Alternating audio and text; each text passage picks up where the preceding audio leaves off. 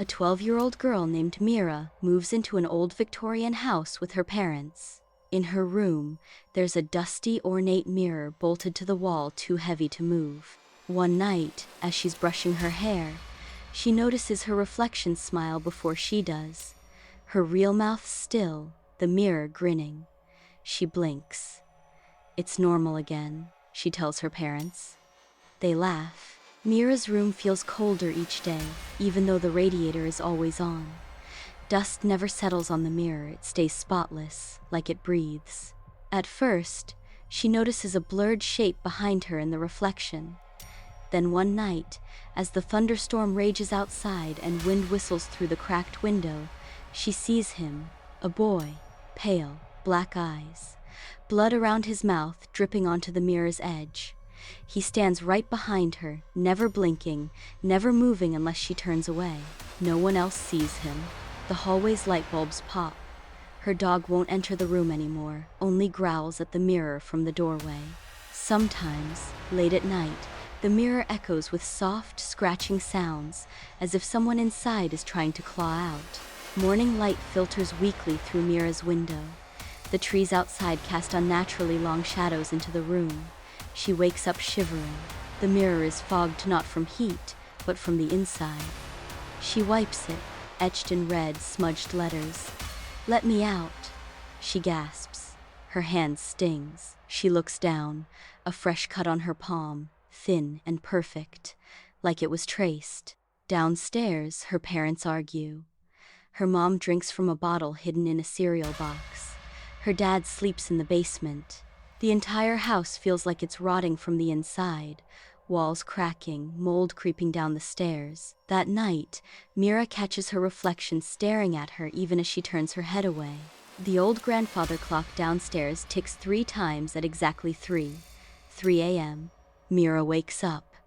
Her room is pitch black except for the mirror glowing with a faint bluish shimmer. She hears a voice, young, male, whispering directly into her head. "I can fix it all.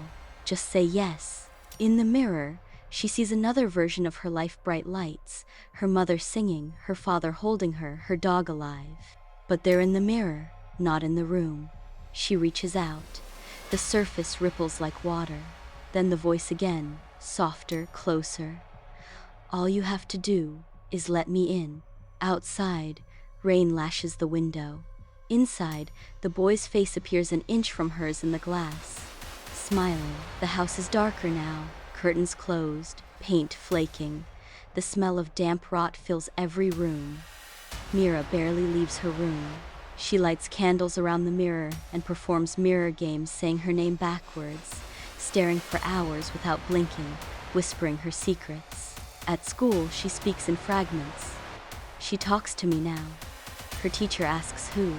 She shrugs. When she looks in the mirror now, sometimes her reflection's mouth moves on its own, whispering things she can't hear. One night, her reflection doesn't blink, just watches her sleep. And then, for the first time, Mira hears something moving behind the glass. Rain has soaked the backyard for days. The lake behind the house is overflowing, creeping toward the fence. Her dog disappears. Just gone. Her father crashes his truck, he survives, but forgets who she is. Her mother walks into the lake one night, fully dressed. Neighbors find her shoes and phone, but never her body. Mira doesn't cry. She sits cross-legged in front of the mirror. Her reflection doesn't match her anymore. It breathes slower, blinks late, smiles more. One night, the mirror shows Mira hanging upside down from the ceiling, eyes open, whispering backward. But when she looks up, her room is empty. She laughs. In the mirror, her reflection covers its ears and screams. Lightning strikes the oak tree outside. The house groans. Mira, now pale and distant, lifts a hammer. She hits the mirror. It doesn't shatter, it melts, like hot plastic. A hand shoots out and grabs her wrist, thin, white, cold. The boy's voice echoes. "Finally."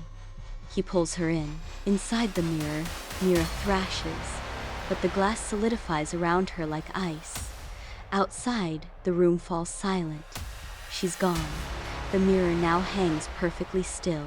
From across the room, Her dresser mirror shows her still sitting there but smiling just a little too wide.